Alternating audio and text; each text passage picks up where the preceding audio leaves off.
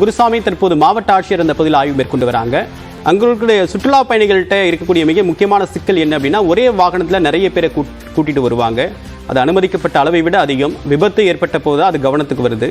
இந்த மாதிரி விஷயத்துல கண்காணிக்கிறாங்களா? மாவட்ட ஆட்சியர் எது மாதிரியான விஷயத்தை கவனிக்கிறாங்க?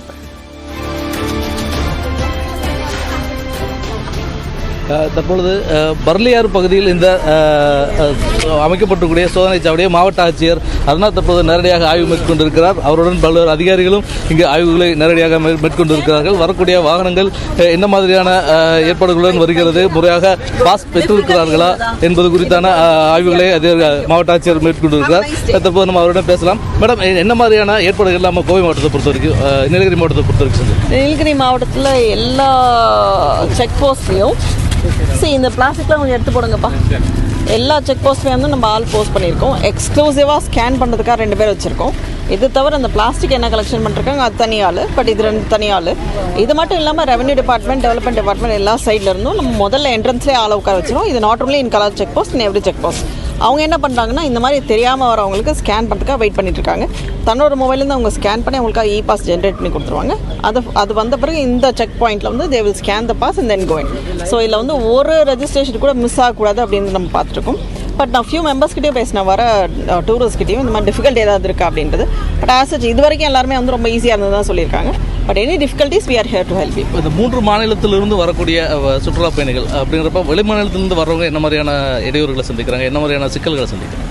இல்லை, எனக்கு தெரிஞ்சு இப்போ வெளிமானம்னு சொன்னீங்கன்னா நம்மளுக்கு அந்த சைடு நாடுகாணி சைடோ இல்லை கக்கநலா செக் போஸ்ட்லேருந்து தான் வரணும். நம்மளுக்கு கக்கநலாவில் வந்து we don't have signal. So வரவங்க வந்து இன்கேஸ் அவங்க ரெஜிஸ்டர் பண்ணாமல் வந்திருந்தாங்க அப்படின்னா அவங்களால ரெஜிஸ்டர் பண்ண முடியாது, ஏன்னா அங்கே சிக்னல் கிடையாது. ஸோ அதை தள்ளி நாங்கள் மஸ்னக்குடி அந்த துறப்பள்ளியில் 2 இடத்துலையும் செக் போஸ்ட்டை போட்டோம். ஸோ தட் இன்கேஸ் அவங்க வரப்போ ரெஜிஸ்டர் பண்ணாமல் வந்திருந்தாங்கன்னா அவங்க உடனே ரெஜிஸ்டர் பண்ணுறதுக்கு ஆளை போட்டிருக்கோம். இப்போ வரைக்கும் நம்மளுக்கு எந்த இன்ஃபர்மேஷனும் வந்து எனக்கு பிரச்சனை இருக்குது அப்படின்னு வரல.